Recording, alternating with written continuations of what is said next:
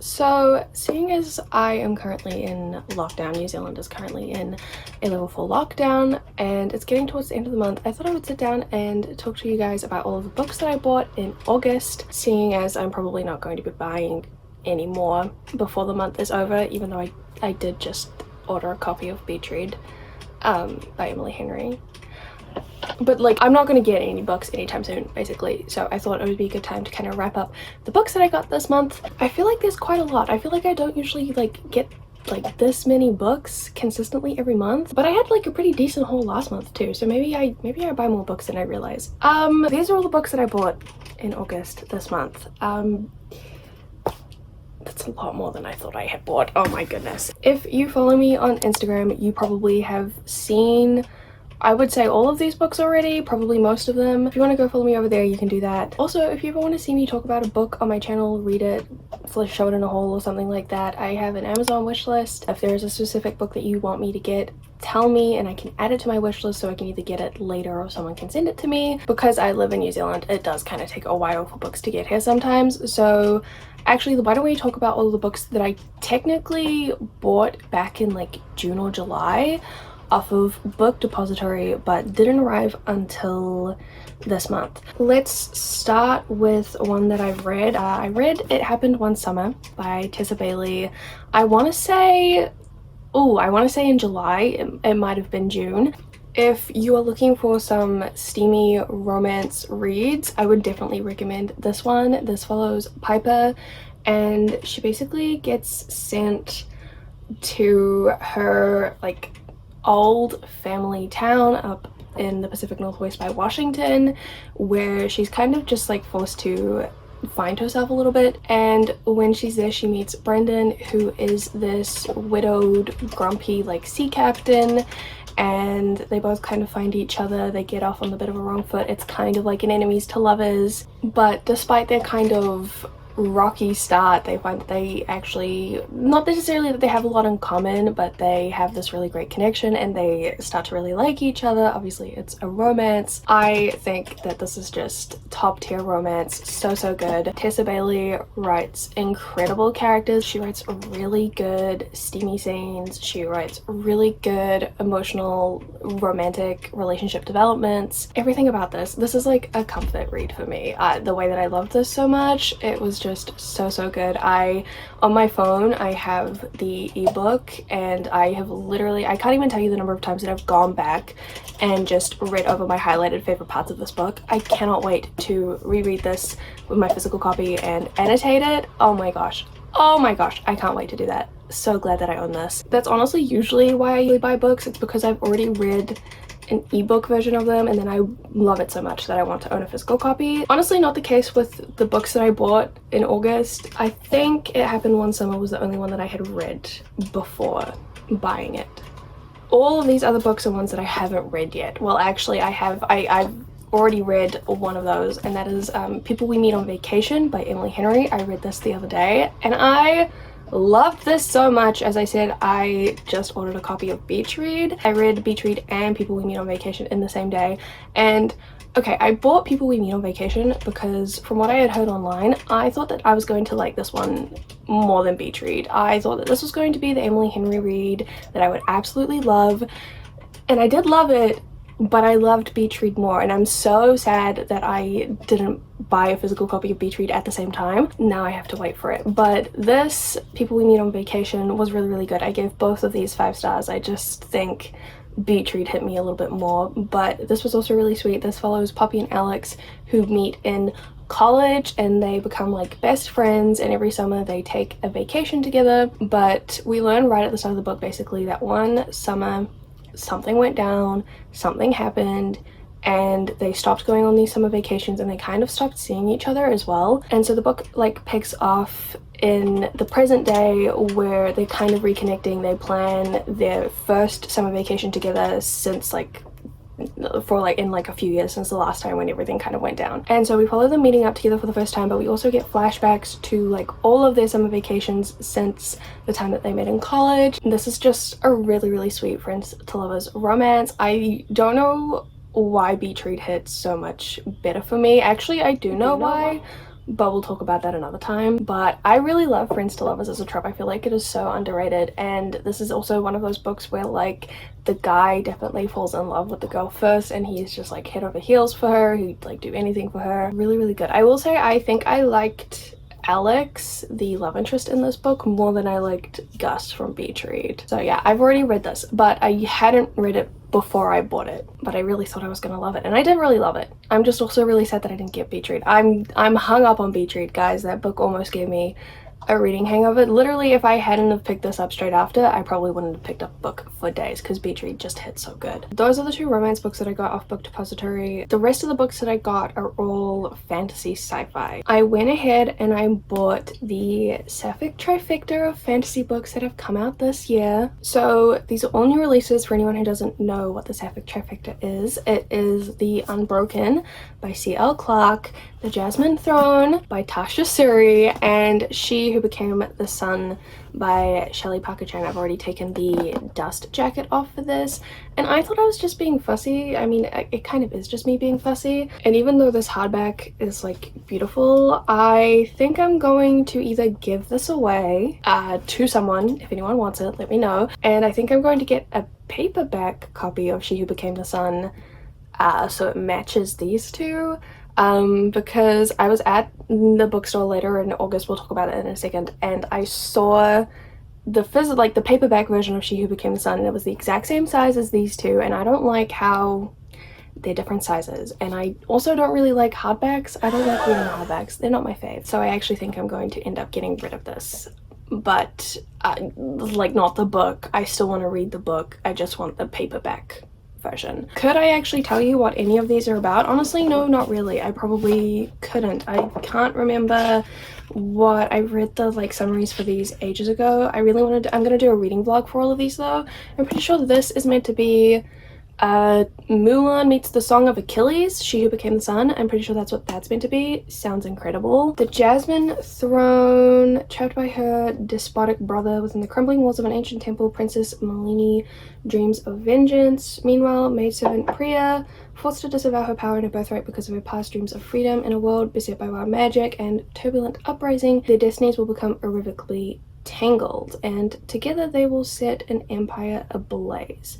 So this sounds great. I have read all of these like summaries before, I just don't remember them because it's been a while. I ordered these like a month ago, okay? And then The Unbroken. Thrain is a soldier, stolen as a child and raised to kill and die for the Empire. She owes loyalty only to her fellow conscripts, but now she's been sent back to her homeland to stop a rebellion, and the ties of blood may be stronger than she thought. Luca needs a turncoat, someone who can sway the rebels towards peace, while Luca focuses on what really matters, winning back her throne. Assassinations, massacres, and obviously sapphic romance. These all sound really, really great. So glad that I bought them, and you will be seeing a reading vlog of me reading all of them sometime. And then the last book I got off Book Depository is Gear Breakers by Zoe Hana Makuta. This is Zoe's debut book, and it came out a few months ago, but as I said, I've been waiting for this for a while. I haven't taken the dust jacket off this one, but actually, hang on, I have had a little peek, and I love the pink writing on the spine. I love that so much. Usually I love a classic gold foil on a hardback, but the pink, I love it. But I also really love this artwork. It's so stunning. So I've kind of just kept the dust cover on for this one. Anyway, this is a sci-fi story from what I can tell. There are these giant mechas, and I think they are destroying the I think they're used in like a war, and basically there are these rebel fighters who I think break into the mechas and like destroy them, or they take over the mechas and like use them on their side of the war, something like that. Anyway, it sounds really, really cool, and I'm pretty sure it's also sapphic, and I'm pretty sure this is the first in a series. I'm pretty sure there's going to be at least a sequel to this. I don't know if it's going to be a duology or a trilogy or something, but I followed Zoe on social media over like the course of her writing this and then like promoting it and leading up to the release date, and I'm so glad that I finally have this in my hands. I can't wait to get to this. There is one more book that I also ordered, I think back in, it would be in June, but I ordered it through a local indie bookstore down in my hometown, but I had to wait until August to get it because there was a delayed release for this in New Zealand, and then it took like a month to actually like get it into New Zealand and then also send it up to me. It was a long journey, but anyway, The Things We Don't See by Savannah Brown. If you don't know who Savannah Brown is, she's a YouTuber, she's a poet, she's a writer. Absolutely love everything that she does, pretty much. I own her other novel as well, and I'm really excited to get this. This follows a 17-year-old girl who is trying to solve this mystery of a famous singer who disappeared from her hometown, and I'm pretty sure she's doing this for like a podcast, but I assume it gets like pretty intense. And I mean, if this is anything like Savannah Brown's other book, this is definitely going to be a little bit queer. And I mean, her writing, I just love the way that she writes. Her style, her prose is so beautiful and so captivating. So excited to get into this. And honestly, I think I read the first page when I got this immediately, but I wanted to read this for a video, but I don't think I can wait. I think I'm just gonna have to like pick this up, maybe potentially after I film this. I swear I got one other book. Oh, I did actually. Now, the last 4 books I all got like last week, literally on the day that it was announced that we were going into level 4 lockdown. I was out at the bookstores when we got told that there was going to be an announcement that night and that there was COVID, an outbreak of COVID. The first book I bought that day was It Ends With Us by Colleen Hoover. There was literally 1 copy of this book in my city. Oh my gosh, so I just had to go get it because all I hear about online whenever I go on TikTok is Colleen Hoover this, Colleen Hoover that. I've read one of Colleen Hoover's books, Verity, which I really loved, but that's like a thriller mystery romance. From what I can tell, this is just a romance, and a sad one, I think. I honestly have no idea what this is actually about plot-wise. Very excited to read this though. I don't think I really am fussed about knowing what it's about plot-wise. I'm sure because this is such a popular book, if you're watching this, chances of you having read this are, I mean, probably more likely than any of the other books that I've mentioned so far, because Colleen Hoover really just is kind of like a cult name in the book community. Everyone loves her stuff. I mean, not everyone. I have heard some bad reviews, but she is very well loved and well known, I think is what I'm trying to get at. Very excited to pick this up and see what this is all about. I don't know if I will read any of her other books. If you guys want me to do like maybe a Colleen Hoover vlog, let me know, because as I said, I've only read one of her mystery thriller books, which I'm assuming is a very different vibe to her romance books. So if you want me to read some of her romance books for a vlog, let me know. Also I feel like I should say I got this from a different bookstore to the other books that I'm going to talk about. I got this from just like our generic Wickles, and then I went to Unity Books, which is a indie bookstore. I went in there looking for specific books. I had in mind what I wanted to buy, and they didn't have like any of the books that I wanted to buy. They had one of the books, so I got that, and that is Burnout by Emily and Amelia Nagoski. This is how to solve your stress cycle. It's like a self-help kind of book, and I don't usually buy these I don't usually buy these kind of books. I'm pretty sure this is the only one that I own, but I actually saw this months ago and I knew I wanted to get it, and I am a little bit of the way through, and it is so good. I can't wait to talk to you guys about this book because this is probably one of the best kind of non-fiction self-help books that I've ever read. It is, I genuinely, like, I'm not gonna lie, I didn't really know what this book was when I wanted to buy it. Like, I saw the cover and I was like, oh, it's a pretty purple, and then I saw that it was about burnout and managing stress, and I was like, that sounds like a bit of me. Sounds like something I could probably use some help with. It's mental illness, innit? But I didn't really know anything else beyond that. This is proving to be probably one of the best books that I've ever bought.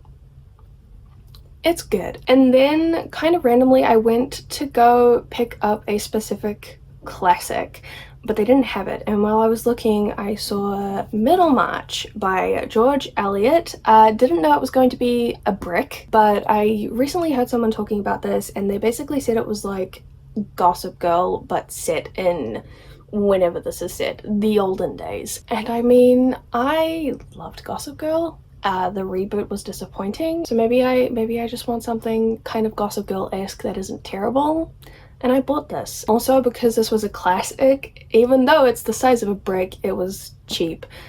Because something I learned buying all of these books the other week, books in New Zealand have gone up. They are so expensive now, oh my goodness.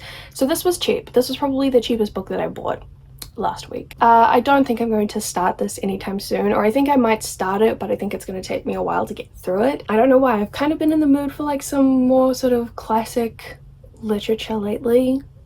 It's not usually my thing, but I've kind of been in the mood for it, so hopefully I can get to that sometime soon while I'm still in the mood for it. And then the last book that I bought that I have to talk about was definitely an impulse buy, but I was so excited to see that they had it in the bookstore in New Zealand. This has literally been on my TBR for ages, and I think I have talked about this a little bit before on my channel as a book that I wanted to read. So even though it cost a lot of money, I went and got Docile by K.M. Sabara. Oh my gosh, this just sounds so interesting, and I have been wanting to read it for ages, but it's one of those books that I think I'm going to have to be in a very specific mood to read about it. Basically, this is a kind of sci-fi, and I also kind of want to say a dystopian book. Basically, people in this world that exists sell themselves to pay off their debt.